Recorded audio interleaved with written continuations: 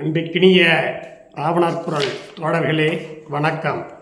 நான் உங்கள் குரு ராஜாராமன்.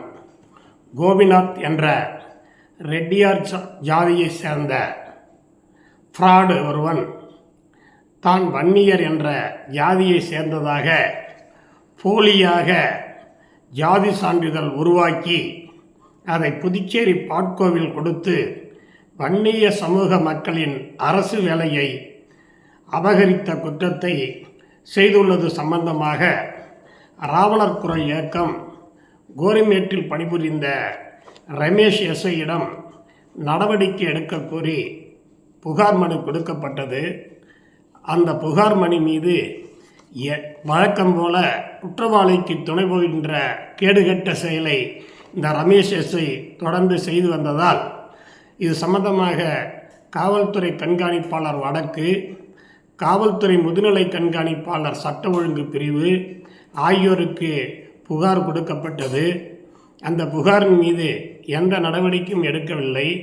அதன் பிறகு சட்டப்பணிகள் ஆணையத்துக்கும் புகார் கொடுக்கப்பட்டது. அவர்களும் எந்த நடவடிக்கையும் எடுக்கவில்லை. அதன் பிறகு மாவட்ட ஆட்சியரிடமும் புகார் கொடுக்கப்பட்டது. அவரும் எந்த நடவடிக்கையும் எடுக்கவில்லை. அரசு ஊழியர் மீது வழக்கு பதிவு செய்ய டிஜிபி அவர்களிடம் அனுமதி கேட்டு அதன் பிறகு நீதித்துறை நடுவர் 1 அவர்கள் கோர்ட்டில் கோபிநாத்தின் மீது எஃப்ஐஆர் பதிவு செய்ய ஆணையிடுமாறு ஒரு புகார் மனுவை ராவணர் குரல் இயக்கம் பதிவு செய்தது. மதிப்புக்குரிய நீதித்துறை நடுவர் 1 அவர்கள் கோரிமேட்டில் பணிபுரிந்த ரமேஷ் எஸ்ஐயிடம் இது சம்பந்தமான அறிக்கையை 17/11/2025 அன்று கேட்டு கிட்டத்தட்ட 17 முறை கேட்டுள்ளார். இதுவரை அதற்கான அறிக்கையை கொடுக்காமல் ஒரு வன்னிய சமூகத்தினுடைய வேலையை அபகரித்த குற்றவாளிக்கு ரமேஷ் என்ற எஸ்ஐ ஃப்ராடுத்தனம் செய்து குற்றவாளிக்கு தொடர்ந்து துணை போய் கொண்டிருக்கின்றான். இத்தகைய கேடுகட்ட செயலை செய்யும் ரமேஷ் விரைவில் காலாப்பட்டு சிறையில் அடைக்கப்பட வேண்டிய சூழ்நிலை உருவாகி கொண்டிருக்கிறது. பொதுமக்களே, இத்தகைய கேடுகட்ட செயலை, குற்றவாளிக்கு துணை போகும் செயலை 6 மாதமாக நீதிமன்றத்துக்கு அறிக்கை கொடுக்காமல் மோசடி செய்து வரும் செயலை எந்த IPS 10 அதிகாரிகள் இருக்கிறார்கள், PPSல் பல அதிகாரிகள் இருக்கிறார்கள், யாரும் இத்தகைய குற்றச்செயலை கண்டுகொள்ளாமல் ரமேஷ் என்ற குற்றவாளிகளுக்கு துணை போயும் ஃப்ராட் எஸ்ஐக்கு துணை போய் கொண்டிருக்கிறார்கள்.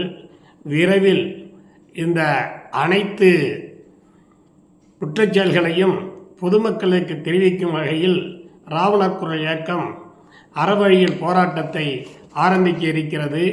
நிச்சயமாக ரெட்டியார் ஜாதியை சேர்ந்த கோபிநாத் என்பவன் வன்னியருக்கு கிடைக்க வேண்டிய வேலையை அபகரித்ததை சம்பந்தமாக அவனையும் அவனுக்கு துணை போய்கின்ற ரமேஷ் என்ற எஸ்ஐ மீது விரைவில் வழக்கு பதிவு செய்து இவர்கள் இருவரையும் சிறைக்கு அனுப்ப ராவணர் குரல் தயாராக இருக்கிறது என்பதை ராவணர் குரல் இயக்க தோழர்களுக்கும் நண்பர்களுக்கும் பொதுமக்களுக்கும் ராவணர் குரல் இயக்கத்தின் தலைவர் குரு ராஜாராமன் தெரிவித்துக் கொள்கிறேன். நன்றி, வணக்கம்.